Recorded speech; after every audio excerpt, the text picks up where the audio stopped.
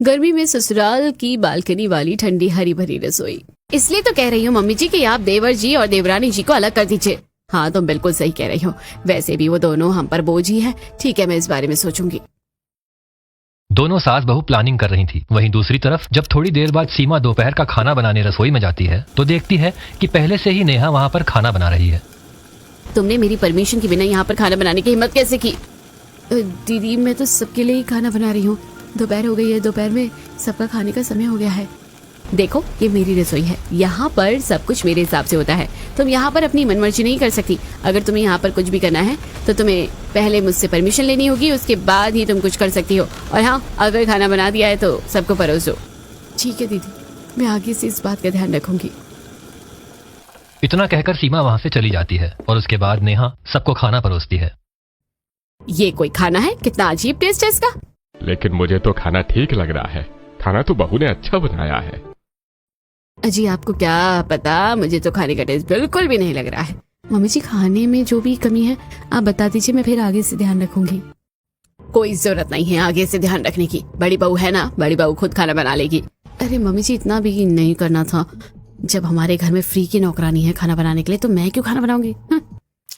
उसके बाद सब खाना खाते हैं और वहाँ से चले जाते हैं। अभी नेहा की शादी कुछ ही दिन पहले हुई थी, लेकिन उसे यहाँ का सिस्टम समझ में नहीं आ रहा था।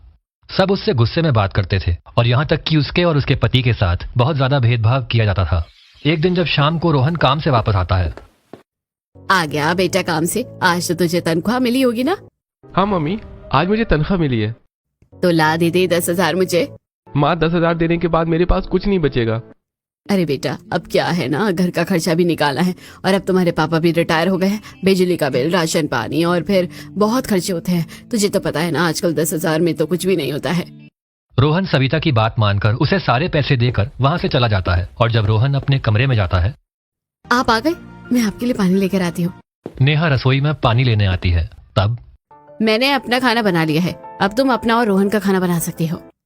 ऐसा कहकर सीमा वहाँ से खाना लेकर चली जाती है और सब डाइनिंग टेबल पर बैठ के खाना खाते हैं। वहीं दूसरी तरफ नेहा फ्रिज का ठंडा पानी लेकर रोहन के पास जाती है। लीजिए, पानी पी लीजिए, मैं नीचे जाकर आपके लिए खाना बना देती हूँ। तब तक आप नहा धोकर फ्रेश हो जाइए। लेकिन खाना तो भाभी ने बना दिया ना? हाँ, भाभी ने सबके लिए खाना बना दिया है, सिर्फ हमारे लिए नहीं बनाया। उन्होंने मुझे कहा है कि हमें अपना खाना अलग बनाना होगा और हम रसोई का ज्यादा सामान भी इस्तेमाल नहीं कर सकते। लेकिन ऐसा क्यों? सच कहूँ तो मुझे भी कुछ समझ नहीं आ रहा कि हमारे साथ ऐसा क्यों कर रहे हैं। कोई ठीक से बात नहीं करता। आखिर हमारे साथ इतना भेदभाव क्यों हो रहा है?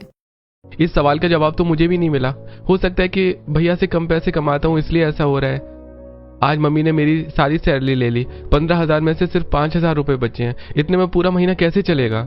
दोनों को ही कुछ समझ नहीं आ रहा था कि क्या किया जाए और क्या नहीं। उसके बाद जब नेहा नीचे रसोई में खाना बनाने आती है तो देखती है कि फ्रिज को भी लॉक कर दिया है और वह अब फ्रिज से कोई सब्जी वगैरह भी नहीं निकाल सकती। समझ नहीं आ रहा क्या करूं। नेहा कुछ आलू लेकर उन्हें ही उबाल लेती है और उसके बाद उसकी सब्जी बना लेती है। अब क्योंकि टमाटर भी फ्रिज में ही थे तो वह बिना टमाटर के ही प्याज और लहसुन का छौंका लगाकर उसके अंदर अमचूर पाउडर डालकर सब्जी बना लेती है। उसके बाद वह गर्मा गर्म रोटी बनाती है और खाना लेकर ऊपर कमरे में जाती है। इस तरह रोहन और नेहा सबसे अलग खाना खाते हैं और दोनों खाना खाकर सोने के लिए जब लेटे हुए थे। वैसे नीचे सबके कमरों में एसी लगा है और सिर्फ हमारे कमरे में कूलर है। एसी भैया ने अपनी सैलरी से खरीदा था तो शायद इसलिए हमारे कमरे में नहीं है। लेकिन अगर मम्मी पापा लगवा दे तो हमारे कमरे में भी लगवा देते। इस तरह दोनों बात करते हुए सो जाते हैं और अगले दिन सुबह उठकर जब नेहा नीचे रसोई में खाना बनाने जाती है। रुको नेहा, और तुम अभी खाना नहीं बना सकती। अभी पहले मुझे इनके लिए खाना बनाना है और उसके बाद घर वालों के लिए, और उसके बाद ही तुम खाना बना सकती हो। लेकिन दीदी ने ऑफिस जाने के लिए लेट हो रहा है और फिर इनका लंच भी पैक करना है तो काफी देर हो जाएगी। ऐसे तो मैं आपके साथ खाना बनाने में मदद करवा देती हूँ तो काम जल्दी भी हो जाएगा और सबके लिए खाना भी बन जाएगा टाइम से। बिल्कुल नहीं, जो खाना मैं अपने लिए बना रही हूँ वो मैं तुम्हें नहीं दे सकती। तुम इस घर को चलाने के लिए कितने ही पैसे देती हो? कुछ भी नहीं। तो खाना हमारा अलग बनेगा और तुम्हारा खाना अलग। और खबरदार, रसोई में किसी भी सामान को हाथ लगाने की कोशिश की भी तो। अब इसी वजह से नेहा को काफी देर इंतजार करना पड़ता है और वहीं दूसरी तरफ रोहन काफी ज्यादा लेट हो रहा था। तब वह नेहा को आवाज लगाकर बुलाता है। नेहा, नेहा कहाँ हो तुम? इधर आओ। रोहन की आवाज सुनकर नेहा वहां आती है। देखो, मुझे ऑफिस के लिए लेट हो रहा है, अब मैं चलता हूँ। लेकिन आपने नाश्ता भी नहीं किया और यहाँ मैं अभी तक आपका लंच भी नहीं पैक कर पाई हूँ। बस थोड़ी देर और रुक जाइए। तुम तो जानती हो कि अगर लेट हो गया तो मेरा मैनेजर फिर गुस्सा करेगा मेरे ऊपर, मुझे कितना ज्यादा डांटेगा। तुम चिंता मत करो, मैं बाहर से कुछ खा लूंगा, अब मैं चलता हूँ। यह देखकर नेहा बहुत परेशान हो जाती है और रमेश को भी यह सब देखकर बिल्कुल अच्छा नहीं लग रहा था। तब वह सविता के पास आता है और कहता है, तुम्हें नहीं लगता कि तुम नेहा और रोहन के साथ बिल्कुल भी अच्छा नहीं कर रही हो? अगर तुम्हें ऐसा ही करना था तो उसे पालने पोसने की जिम्मेदारी अपने ऊपर क्यों ली? इससे अच्छा होता कि उसे अनाथ आश्रम ही छोड़ आते। आपको मुझे कुछ भी बताने की जरूरत नहीं है, मुझे सब पता है कि मैं क्या कर रही हूँ और क्या नहीं, और मैं कुछ गलत नहीं कर रही हूँ, ठीक है ना? इतना कहकर सविता गुस्से में वहां से चली जाती है। अब नेहा का भी मन उदास हो जाता है क्योंकि रोहन बिना कुछ खाए चला गया था, तो उसका भी अब कुछ खाने का मन नहीं था और ना ही कुछ बनाने का। वह ऊपर अपने कमरे में जाती है और वहां बालकनी में रखे पौधों को पानी देने लगती है। अरे वाह, मेथी तो मैंने कुछ दिन पहले ही लगाई थी, देखो तो जरा कितनी अच्छी आई है। यहाँ पर भले ही अभी बहुत कम पौधे हैं लेकिन कितने सुंदर लगते हैं, इससे मेरी बालकनी की शोभा बढ़ जाती है। पौधों को पानी देने के बाद नेहा अपने कमरे में लेट जाती है। सविता भी टहलने के लिए घर से बाहर निकल जाती है। अरे सविता, कहाँ जा रही हो? मैं तो अपने लिए बढ़िया सी शॉपिंग करने जा रही हूँ, चल चलते हैं, थोड़ा मॉल में घूम कर आ जाएंगे। हाँ बिल्कुल, नेकी और पूछ पूछ। उसके बाद सविता और शीला मॉल में जाते हैं और वहां पर थोड़ी देर घूमते हैं और अपनी पसंद की चीजें खरीद लेते हैं। सच कहूँ तो बच्चों की शादी करवाने के बाद घूमने का जो मजा आता है ना, वो बिल्कुल ही अलग होता है। सच में, पहले तो हम खुद भी बहुत सारी जिम्मेदारी में फंसे थे, लेकिन अब हम अपने लिए समय निकाल सकते हैं। वहीं दूसरी तरफ रोहन जब अपने ऑफिस में काम कर रहा था। अरे यार, मुझे तो बहुत ज्यादा भूख लग रही है, क्या करूं? इतने पैसे भी नहीं है यहाँ पर, खाना भी बहुत महंगा मिलता है। तभी लंच टाइम होता है और रोहन का दोस्त उसके पास आता है। हे चल दोस्त, लंच करने चलते हैं। लेकिन मैं आज लंच लेकर नहीं आया हूँ। अरे तो क्या हो गया? मुझे पता है कि तू कई बार खाना नहीं ला पाता, इसलिए मैं तेरे लिए हमेशा एक्स्ट्रा लेकर आता हूँ। चल हम दोनों साथ में लंच करते हैं। रोहन खुश होता है और उसके बाद रजत के साथ लंच करने चला जाता है। जब रोहन खाना खाता है तब जाकर उसे थोड़ा अच्छा लगता है। थैंक यू मेरे दोस्त, तू हमेशा मेरी मदद करता है। अब खाना खाकर कितना अच्छा लग रहा है। अरे तुझे दोस्ती के उसूल अच्छे से पता है ना, दोस्ती में no sorry no thank you होता है। रोहन खुश हो जाता है और वापस अपने कैबिन में जाकर काम करने लगता है, तो मन में सोचता है, कई बार खून के रिश्ते से ज्यादा तो हमारे लिए दूसरे रिश्ते होते हैं, वो ज्यादा कर देते हैं। अरे नफरत में क्या रखा है, अगर सब प्यार से रहें तो हर जगह कितनी खुशी हो सकती है। आखिर यहाँ रोहन के साथ शुरू से ही इतना भेदभाव क्यों हो रहा था? क्या सच में असली वजह पैसा था या कुछ और बड़ा कारण था? शाम को रोहन घर वापस आता है और आज फिर से उनके साथ ऐसा ही होता है। आज तो नेहा जब खाना बनाती है तो उसे रसोई में अपना खाना बनाने के लिए कुछ भी नहीं मिलता, सिर्फ और सिर्फ आटा था। अब नेहा सूखी रोटी बनाकर कमरे में लेकर जाती है और दोनों वही खाते हैं। लेकिन आज नेहा को गुस्सा आता है। देखिए, अब बस बहुत हो चुका है, मैं अब और ज्यादा बर्दाश्त नहीं कर सकती। हर रोज आपको सुबह बिना नाश्ता किए और बिना लंच किए जाना पड़ता है। एक बात बताइए, आपने अपने सारे पैसे मम्मी को दे दिए, उसके बाद भी हमारे साथ ऐसा हो रहा है। तुम्हारा गुस्सा एकदम जायज है, लेकिन तुम जानती हो ना कि हम कुछ नहीं कर सकते। क्यों नहीं कर सकते? इंसान चाहे तो बहुत कुछ कर सकता है और हम भी कर सकते हैं। मुझे बस आपके साथ की जरूरत है। मैं ऊपर अपनी रसोई अलग बनाऊंगी। दीदी तो मुझे रसोई में जाने तक नहीं देती, फ्रिज को भी लॉक करके रख देती है और मुझे उसमें से कोई भी सब्जी नहीं निकालने देती, इसलिए मुझे अपनी रसोई अलग बनानी है। लेकिन तुम तो जानती हो कि ऊपर कोई रसोई नहीं है, सिर्फ 2 कमरे और बाथरूम है। कोई बात नहीं, बालकनी तो है ना, मैं इसी पर अपनी रसोई बना लूंगी। मैं गांव की लड़की हूँ, मैंने चूल्हे चौके पर तक खाना बनाया है, मैं सब संभालूंगी और अगले महीने से हमें किसी को पैसे देने की कोई जरूरत नहीं है।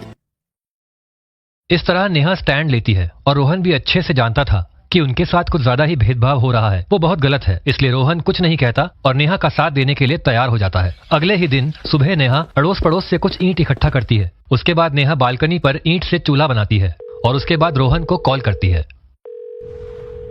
एक गड़बड़ हो गई जी। पर क्या हुआ, सब ठीक तो है ना? अगर ज्यादा गड़बड़ है तो मैं अभी घर आ जाता हूँ। नहीं नहीं, आपको घर आने की जरूरत नहीं है। कल जोश जोश में मैंने अपनी अलग रसोई बनाने को तो कह दिया, आज चूल्हा भी बना लिया, लेकिन बाकी सब चीजों का इंतजाम कहाँ से होगा? कोई बर्तन नहीं है चूल्हे जलाने के लिए, यहाँ लकड़ी कहाँ मिलती है, कुछ नहीं पता, मैं क्या करूँ? नेहा की बात सुनकर रोहन हंस देता है और कहता है, ठीक है, तुम मुझे लिस्ट बता दो, मैं जरूरत के बर्तन ले आऊंगा और साथ में लकड़ी वगैरह भी ले आऊंगा। उसके बाद रोहन कॉल कट करता है और पूरा दिन ऑफिस में काम करने के बाद वह एक दुकान पर जाता है और वहां से सस्ते बर्तन खरीद लेता है। ठीक है, ये एल्युमिनियम के बर्तन सस्ते हैं, तो आप मुझे एक पतीला, एक तवा, चिमटा, एक कुकर, एक प्लेट, 2 कटोरी और 2 गिलास दे दो और 2 चम्मच। रोहन सस्ते बर्तन खरीद लेता है और तकरीबन सारे बर्तन 1000 रुपए के अंदर आ जाते हैं। अब यह सारे बर्तन लेकर रोहन रात को घर जाता है। मैं बर्तन ले आया, क्या इन सब में काम चल जाएगा? चकला बेलन तो है ही नहीं, रोटी कैसे बनाओगी? मुझे आप कम मत समझिए, मेरे पास बहुत टैलेंट है, मैं हाथ से भी रोटी बना सकती हूँ। अब नेहा रसोई में आती है और परात में आटा लेकर गूंद कर ऊपर चली जाती है। ऊपर जाने के बाद पायल बालकनी में रखे पौधों से थोड़ी सी मेथी लेती है और उसे अच्छे से पीसने के बाद उसमें थोड़ा सा नमक और लाल मिर्च मिलाकर और एक प्याज डालकर उसकी चटनी बना देती है। उसके बाद नेहा ईंट का चूल्हा जलाकर उस पर तवा रखकर हाथ से रोटी बड़ी करके तवे पे गर्मा गर्म रोटी बनाती है और उसके बाद दोनों खाना खाते हैं। इस खाने की तो बात ही अलग है, ये तो सच में काफी लाजवाब खाना बना है। मैंने कहा था ना, अब बस आप कुछ पैसे जमा करके एक मिट्टी का चूल्हा और साथ में बालकनी में कुछ और पौधे लगवा दीजिए, इससे सब और अच्छा हो जाएगा। अब नेहा ने ठान लिया था कि वह बालकनी पर अपनी रसोई बनाएगी और अब उसे बार बार खाने के लिए किसी के आगे झुकना नहीं होगा। हालांकि अभी नेहा की रसोई आधी अधूरी थी और उनके पास पैसों की कमी की वजह से वह अपनी रसोई को अच्छा नहीं कर पा रहे थे। लेकिन अब रोहन भी नेहा का साथ देता है और अपने दोस्त से कुछ पैसे उधार लेने के बाद वह घर में आटा और थोड़ी बहुत सब्जी लेकर आता है। अगले दिन सुबह नेहा रोहन के लिए बालकनी पर बने ईंट के चूल्हे पर खाना बनाती है। रोहन वहीं बैठकर नाश्ता करता है। सच कहूँ तो सुबह नाश्ता करके जब ऑफिस जाता हूँ तो काम करने में और मन लगता है, वरना तो भूख के मारे पेट में गुड़गुड़ होती रहती थी और काम करने का भी मन नहीं करता था। चिंता मत कीजिए, अब से हमें भूखा नहीं रहना होगा। नेहा और रोहन खाना खाने नीचे पहले से ही नहीं जाते थे और अब नेहा रसोई में नहीं आती तो कोई भी इन सब चीजों को नोटिस नहीं कर रहा था। सविता भी सिर्फ अपने बड़े बहू बेटे के साथ ही रहना पसंद करती थी। मम्मी जी, मैं अपनी सहेलियों के साथ बाहर घूमने जा रही हूँ। बेटा, एक बार तुम मेरे घुटने में थोड़ी सी मालिश कर सकती हो? मेरे घुटने में बहुत दर्द हो रहा है, उसके बाद चली जाना। नहीं मम्मी जी, मेरे पास टाइम नहीं है, अभी मुझे जाना होगा, मुझे लेट हो रहा है। जब नेहा वहीं घर की साफ सफाई कर रही थी तब उसने यह बात सुन ली थी। सीमा तो वहां से चली जाती है पर नेहा सरसों का तेल गर्म करके लाती है। लाइए मम्मी जी, मैं आपके घुटने की मालिश कर देती हूँ। सविता कुछ नहीं बोलती और नेहा उसके घुटनों की मालिश कर देती है। अच्छा ठीक है, अब थोड़ा ठीक लग रहा है। उसके बाद नेहा वहां से चली जाती है। लेकिन जब नेहा दोपहर में अपने खाने के लिए कुछ बनाती है तो बालकनी में सीधा तेज धूप आती है, जिसकी वजह से उसे चूल्हे पर खाना बनाने में बहुत परेशानी हो रही थी। बाप रे, कितनी तेज धूप हो रही है और इसी वजह से कितनी ज्यादा गर्मी भी लग रही है। वैसे बालकनी पर रसोई बनाना तो बिल्कुल भी अच्छा फैसला नहीं है। अब चूल्हा है, घर के अंदर भी नहीं बना सकती, काफी रिस्क हो जाएगा, वरना क्या करूं। फिलहाल तो नेहा के पास कोई ऑप्शन नहीं था और वह तपती धूप में ही पसीने में तरबतर होकर खाना बना रही थी। गर्मी के मारे उसकी हालत खराब हो रही थी और वह साड़ी के पल्लू से अपने पसीने को पोंछ रही थी। उसके बाद वह अंदर आती है और थोड़ी देर कूलर के सामने बैठ जाती है। बाप रे, अब जाकर थोड़ी जान में जाना ही है, वरना तो मेरी हालत बहुत खराब हो गई थी।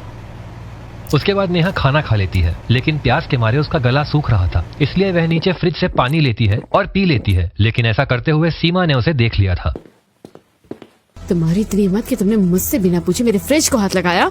तुमसे मैंने कितनी बार कहा है कि मेरे फ्रिज से तुम कुछ मत लिया करो, लेकिन दीदी गर्मी के मारे मेरा गला सूख रहा था, मुझे ठंडा पानी पीना था, इसलिए ऐसा किया।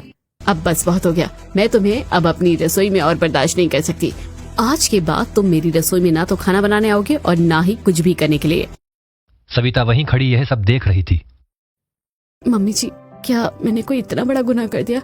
आखिर हमारे साथ ही घर में इतना भेदभाव क्यों होता है? ये सब सवाल जवाब मुझसे करने की जरूरत नहीं है, जैसा बड़ी बहू ने कहा है वैसा ही होगा। तो ठीक है, मुझे भी अब कोई शौक नहीं है यहाँ पर आने का। नेहा गुस्से में वहां से चली जाती है और उसके बाद जब रोहन रात को घर वापस आता है तो वह ये सारी बातें उसको बताती है। बस अब बहुत हो गया, तुम चिंता मत करो, मैं तुम्हारे लिए एक नया फ्रिज खरीद कर लाऊंगा। अब हमें नीचे जाने की कोई जरूरत नहीं है। हमें फ्रिज की जरूरत नहीं है, फ्रिज बहुत महंगा है। अब मैं खुद अपने तरीके से बालकनी वाली रसोई को अपग्रेड करूंगी। आप बस मुझे कुछ जरूरत का सामान दिलवा देना। एक तो बालकनी में बहुत ज्यादा धूप आती है, तो क्या हम यहाँ पर प्लास्टिक या कोई टीन शेड नहीं डलवा सकते? वो गर्मी में और ज्यादा धूप को अट्रैक्ट करके और ज्यादा गर्म हो जाएगा और फिर तुम्हें और गर्मी लगेगी। नेहा को रोहन की यह बात सही लगती है और उसके बाद वह कुछ सोचती है। अगले दिन सुबह वह रोहन के साथ बाजार जाती है। वहां से वह दोनों जरूरत का सामान खरीदते हैं। नेहा मिट्टी के बर्तन वाली दुकान पर जाकर मिट्टी के 3 मटके लेती है। तीनों अलग अलग साइज के थे और साथ में ही वह मिट्टी के छोटे छोटे बर्तन भी लेती है जो उसे काफी सस्ते मिल जाते हैं। उसके बाद वहां से वह कबाड़ी वाली दुकान पर जाती है और वहां से मुझे आप सस्ती सी कोई प्लास्टिक की बाल्टी या कोई एक्स्ट्रा सामान दे दीजिए। मेरे पास कुछ पुरानी बाल्टियां हैं, यह 20 रुपए में एक बाल्टी ले जा सकती हैं। बाल्टी लेने के बाद दोनों एक नर्सरी में जाते हैं और वहां से थोड़े बहुत पौधे और साथ में कुछ बीज खरीद कर घर वापस आ जाते हैं। आज नेहा अपनी बालकनी वाली रसोई को पूरा अपग्रेड करती है और वहां पर बहुत सारे पौधे लगा लेती है और बाल्टी में काफी सारी मिट्टी डालकर उसमें बीज बोकर बालकनी पर रख देती है। वह कुछ बेल वाले पौधे लेकर आई थी जिन्हें वह बालकनी के ग्रिल से ऊपर छत तक रोहन की मदद से रस्सी के साथ बांध देती है। ये तो तुमने कमाल कर दिया। ये इतना हरा भरा होने की वजह से गर्मी भी कम लगेगी तुम्हें। हाँ बिल्कुल, मैं अपनी बालकनी वाली ठंडी हरी भरी रसोई बनाऊंगी जिसकी वजह से मुझे गर्मी कम लगेगी। इस तरह नेहा ने फाइनली अपनी बालकनी पर ठंडी हरी भरी रसोई बना ली थी। वह अपनी बालकनी में लगे पौधों का बहुत अच्छे से ध्यान रखती थी और इसकी वजह से वह पौधे हरे भरे होकर वहां बालकनी की शोभा बढ़ा रहे थे। नेहा ने कुछ पौधे मिट्टी के मटके और गमले में लगाए थे ताकि वह ज्यादा ठंडक फैला सके। नेहा ने साथ में मटके में पानी डालकर उसके चारों तरफ गीला कपड़ा लपेट दिया था जिसकी वजह से अब उसमें ठंडा पानी हो गया था। इसमें तो बिल्कुल ठंडा पानी हो गया। हाँ, मैंने कहा था ना कि हमें फ्रिज की जरूरत नहीं है। बालकनी की दूसरी तरफ हरे भरे ऊंचे पौधे होंगे जिसकी वजह से मुझे ठंडक और छाव मिलेगी। साथ में कमरे में कूलर और पंखा चलता है तो बालकनी तक हवा आएगी और ठंडक रहेगी। ऐसे में फिर खाना भी कम खराब होगा क्योंकि गर्मी कम होगी। थोड़ा बहुत सामान में मिट्टी के बर्तन के अंदर रख दूंगी और उससे भी खाना ठंडा रहेगा। इस तरह नेहा ने जुगाड़ से अपनी बालकनी वाली ठंडी हरी भरी रसोई बना ली थी। यूं ही दिन गुजर रहे थे तो अगली बार जब रोहन की तनख्वाह आती है। बेटा, इस बार तुमने मुझे पैसे नहीं दिए हैं। माफ करना माँ, लेकिन मैंने अपने दोस्त से कुछ पैसे उधार लिए थे, उसके पैसे लौटाए हैं और फिर हमने रसोई भी अलग बना ली है तो अब हम अपना रसोई और बिजली का खर्चा खुद निकाल लेंगे। पहली बार रोहन ने सविता को ऐसा जवाब दिया था और ऐसा कहकर वह वहां से चला जाता है और सविता को गुस्सा आ जाता है। इसकी इतनी हिम्मत कि मुझे ऐसा जवाब देता है। रमेश वहां आता है। इसमें उसकी कोई गलती नहीं है, तुम्हारी ही सारी गलती है। तुमने उनके साथ इतना बुरा सलूक किया है कि अब वो दोनों भी थक गए हैं। इस तरह दिन गुजरते हैं और अब नेहा अपनी बालकनी वाली ठंडी रसोई में खाना बनाती है। उसने वहां तरह तरह के सब्जी के बीज बो दिए थे। शिमला मिर्च और बैंगन काफी अच्छे लग रहे हैं। बैंगन तो पूरी तरह से बढ़ गए हैं। आज बैंगन का भरता बना लेती हूँ। 1-2 दिन बाद शिमला मिर्च की सब्जी बना दूंगी। इस तरह नेहा सब कुछ मैनेज कर रही थी और आज वह बैंगन का भरता बनाती है। और जब रोहन और नेहा दोनों अपनी बालकनी वाली ठंडी रसोई के पास वहां पर खाना खाते हैं तो आज रोहन पहली बार खाना खाकर बहुत खुश होता है। अरे सच कहूँ तो तुम्हारी ये बालकनी वाली ठंडी हरी भरी रसोई बहुत अच्छी है। यहाँ पर कितनी स्वादिष्ट और ताज़ा सब्जी खाने को मिल रही है। ये स्वाद तो सच में बहुत अच्छा है। इसकी बहुत सी वजह है। एक तो हमारी बालकनी में ठंडी हरी भरी रसोई से हम खुद अपनी सब्जियां उगा रहे हैं जो कि ताज़ा है, और फिर हम चूल्हे पर भी खाना बनाते हैं और साथ में मिट्टी के बर्तन में खाना खाते हैं जिससे हर चीज का स्वाद दुगना हो जाता है। इस तरह यह दोनों काफी खुश लग रहे थे और सामने उसकी पड़ोसन यह सब देख रही थी। देखो तो जरा, अब नेहा की बालकनी में काफी अच्छी रसोई हो गई है। पहले तो 2-4 सामान थे लेकिन अब तो कितनी सारी सब्जी भी हो गई है और चूल्हे के खाने की यहाँ तक खुशबू आती है तो सब महक जाता है। अगले दिन शाम को सविता घुटनों के दर्द से फिर से बहुत परेशान हो गई थी। अरे बेटा, मुझे जरा अस्पताल ले चल। माँ, अभी तो मैं और सीमा बाहर घूमने जा रहे हैं। अभी हम नहीं लेकर जा सकते, बाद में ले जाएंगे। आप पापा के साथ चले जाना। तभी सीमा तैयार होकर आती है और पवन और सीमा वहां से चले जाते हैं। यह सब रोहन ने सुन लिया था। तब रोहन, अरे माँ चलिए, मैं आपको हॉस्पिटल लेकर चलता हूँ। उसके बाद रोहन सविता को अस्पताल लेकर जाता है। देखिए, आपका कोलेस्ट्रॉल बढ़ गया है, साथ में आपने जो डाइट बनाई है वो अच्छी नहीं है। आप हेल्दी खाना खाइए तो ही आप ठीक हो सकती हैं। उसके बाद सविता घर आती है और वह काफी ज्यादा परेशान और बीमार थी। सीमा को तो किटी पार्टी करने से फुर्सत नहीं थी, इसलिए नेहा ही अपनी बालकनी वाली ठंडी हरी भरी रसोई में खाना बनाकर सविता को देती है और वैसा खाना खाकर सविता को भी काफी अच्छा लगने लगा था। एक दिन सविता बाहर थी तो उसकी पड़ोसन सरला उसे नेहा की बालकनी वाली ठंडी हरी भरी रसोई के बारे में बताती है। सच में सविता, तेरी बहू ने तो बालकनी में ठंडी हरी भरी रसोई बनाई है। एक तो बहुत सुंदर लगती है और वहाँ खाने की खुशबू भी बड़ी लाजवाब आती है। सच में तेरी बहू तो बहुत समझदार है। ऐसी बहू सबको मिले। हमें भी कितना मान सम्मान देती है, लेकिन तेरी बड़ी बहू बहुत खड़ूस है। सविता के पास कोई जवाब नहीं था और उसके बाद वह ऊपर आकर नेहा की बालकनी वाली ठंडी हरी भरी रसोई देखती है तो हैरान हो जाती है। वहाँ पर हरी भरी सब्जियां भी थी। ये सब तुमने खुद किया है? जी मम्मी जी, सच में जैसा सुना था वैसा ही बहुत सुंदर है। अब क्योंकि नेहा और रोहन ही सविता को अस्पताल ले जाकर उसका इलाज भी करवा रहे थे और उसकी सेवा पानी करके ध्यान भी रख रहे थे, लेकिन अभी भी सविता नेहा और रोहन के साथ भेदभाव ही कर रही थी। जैसे एक दिन सीमा, तुमने बालकनी पर ही अपनी रसोई बना ली? हाँ वैसे तुम और करती भी क्या, तुम्हारा पति तो इतने पैसे कमाता भी नहीं है, इसलिए तुम्हें घर में ही साग सब्जी उगानी पड़ रही है। आपकी रसोई से तो मेरी रसोई लाख गुना बेहतर है। उसमें प्यार से खाना बनता है और ताज़ा खाना बनता है। खुद से मेरा कंपैरिजन ना करे तो ज्यादा ही बेहतर होगा। कुछ ज्यादा ही नहीं जुबान चल रही है तुम्हारी। मेरी जुबान तो हमेशा ही आपसे कम चलती ही थी। आपके मुकाबले इस मामले में मैं पीछे ही हूँ। सीमा भड़क जाती है और यह सुनकर सविता नेहा को ही डांट देती है। नेहा, सीमा तुम्हारी जेठानी है और तुमसे बड़ी है, तुम्हें इस तरह से उससे बात नहीं करनी चाहिए। उसके बाद सब वहां से चले जाते हैं। मुझे लगता है कि हमें यहाँ से कहीं और चले जाना चाहिए था। हम चाहे कुछ भी क्यों ना करे, कोई हमारे साथ अच्छे से नहीं रहना चाहता। वैसे भी यहाँ रहकर क्या फायदा। कोई बात नहीं, अभी माँ पापा की तबीयत ठीक नहीं है, उन्हें हमारी जरूरत है। सविता अपने कमरे में रेस्ट कर रही थी, तब रमेश आता है। देखा तुमने, जिसे तुम अपना बेटा बहू मानती आई हो, वही तुम्हारे सुख दुख में तुम्हारा साथ नहीं देते। अभी भी समय है, सुधर जाओ। रोहन और नेहा को अपना लो। आप बार बार उनकी तरफदारी लेने क्यों आ जाते हैं। अभी सीमा और पवन मुझसे नाराज हैं क्योंकि वो नेहा और रोहन के साथ नहीं रहना चाहते, क्योंकि उन्हें सब सच पता है। तो तुम्हें सच में लगता है कि सिर्फ यही कारण है और प्रॉपर्टी का कोई कारण नहीं है? हाँ बिल्कुल यही वजह है।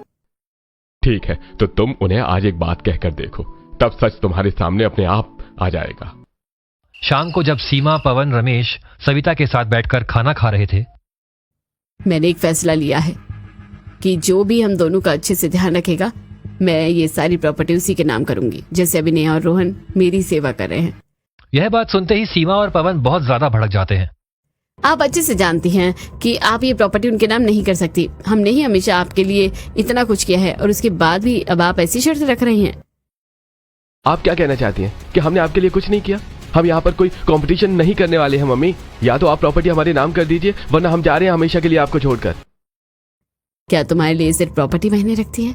मैं, तुम्हारे पापा तुम्हारे लिए कोई मायने नहीं रखते? अब हम आपको घर में रख तो रहे हैं, रहने के लिए छत है और खाने के लिए खाना मिलता है, इसके अलावा और क्या चाहिए?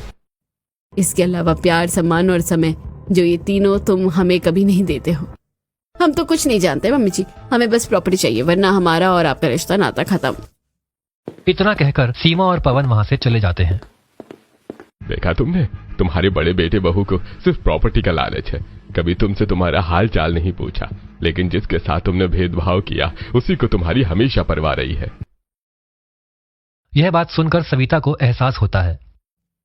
आपने सही कहा, इन्होंने हमसे कितनी ज्यादा बदतमीजी की और धमकी दी, लेकिन नेहा और रोहन ने कभी ऐसा नहीं किया। अगले दिन सीमा बहुत ज्यादा भड़की हुई थी और वह ऊपर जाकर नेहा की बालकनी वाली ठंडी हरी भरी रसोई को खराब कर देती है, सारे पौधों को तोड़ देती है और चूल्हे को भी तोड़ देती है। अब देखते तुम्हारी बालकनी वाली ये हरी भरी रसोई कैसे ठीक होती है। बहुत इतराती हो ना तुम इसके ऊपर। हाँ? सीमा नेहा की रसोई तोड़कर वहां से चली जाती है और जब नेहा देखती है तो उसे बहुत गुस्सा आता है। वह जानती थी कि यह सब किसने किया, तो वह सीमा के पास जाती है। आपने जलन में मेरी रसोई को तोड़ दिया। आपकी इतनी हिम्मत कि आपने ऐसा किया। मेरे सामने ज्यादा शरीफ बनने की जरूरत नहीं है। उस रसोई में मम्मी पापा को खाना खिला खिलाकर तुम प्रॉपर्टी अपने नाम करना चाहती हो।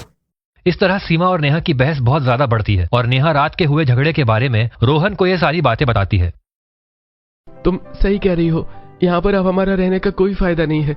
बेवजह लड़ाई कुछ ज्यादा बढ़ रही है। मैं किसी भी प्रॉपर्टी में कोई हिस्सा नहीं लेना चाहता।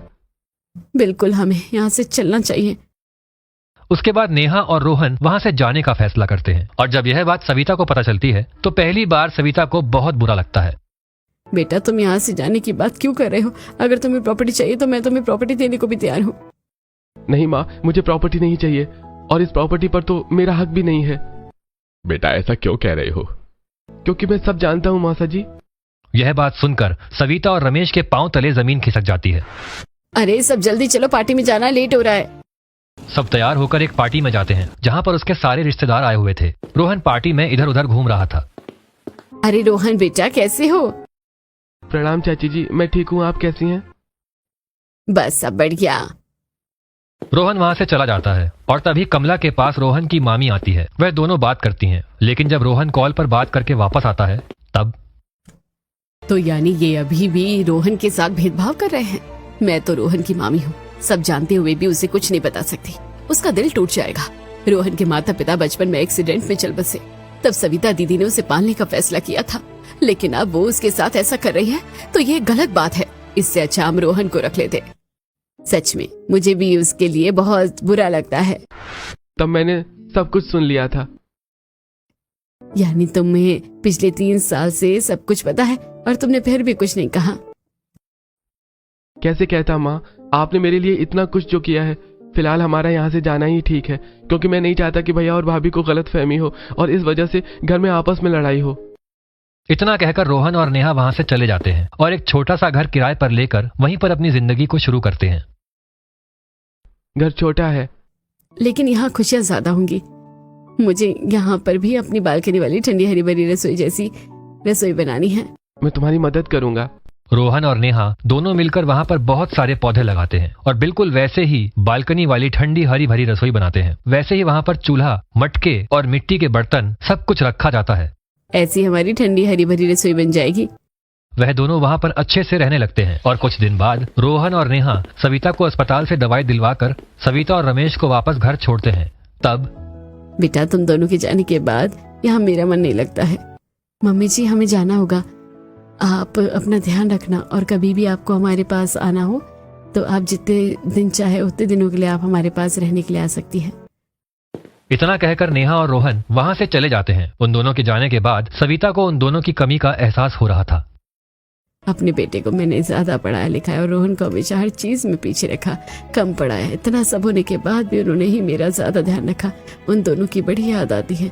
मेरे बेटे बहू तो मुझे पूछ ही नहीं रहे हैं। तुम कहो तो हम वहां चलते हैं। किस मुंह से जाएंगे? बस एक बार दिल से उनसे माफी मांग लोगी तो सब ठीक हो जाएगा। आज भी वो हमारा तहे दिल से स्वागत करेंगे। कुछ दिन बाद सविता रमेश के साथ हिम्मत करके उसके घर जाती है और नेहा और रोहन दोनों उसका स्वागत करते हैं। मम्मी जी, पापा जी अंदर आई हैं। नेहा उन दोनों को खुद उगाई हुई सब्जियों से खाना बनाकर खिलाती है और दोनों को बहुत स्वादिष्ट लगता है। जब सविता वहां पर भी नेहा की ठंडी हरी भरी रसोई देखती है। तुम्हारे जाने के बाद तो बालकनी भी खाली हो गई, वरना तुम्हारी बालकनी वाली ठंडी हरी भरी रसोई कितनी अच्छी लगती थी। हाँ मम्मी जी, वो रसोई मेरी फेवरेट थी, इसलिए मैंने बिल्कुल वैसे ही यहाँ पर भी हरी ठंडी भरी रसोई बनाई है। घर के अंदर जाने के बाद बेटा, तुम दोनों मुझे माफ कर दो। मुझे तुम्हारे साथ ऐसा नहीं करना चाहिए था। मैंने तुम दोनों के साथ बहुत गलत किया। माँ, आपको हमसे माफी मांगने की जरूरत नहीं है, बल्कि आपने हमारे लिए कितना कुछ किया है। बिल्कुल मम्मी जी, पीछे जो गया भूल जाइए। अब हमें आने वाली जिंदगी को खुशहाल बनाना चाहिए। अगर आप चाहें तो यहाँ पर हमारे पास रह सकती हैं, जितने मर्जी उतने समय के लिए। नेहा जानती थी कि सविता उन दोनों के जाने के बाद से काफी ज्यादा दुखी थी, इसलिए नेहा ने सविता को वहां रुकने का ऑफर दिया और यह सुनकर सविता खुश हो जाती है। तुम दोनों का शुक्रिया। अब मैं यहीं रुकना चाहूंगी, अपनी गलती का भी प्रायश्चित करूंगी। इस तरह सब ठीक हो जाता है और अब सब साथ में वहां पर छोटे से घर में खुशी खुशी रहते हैं और नेहा भी अपनी ठंडी हरी भरी रसोई में सबको खाना बनाकर खिलाती है और सविता भी अब नेहा की ठंडी हरी भरी रसोई में उसकी मदद करती है।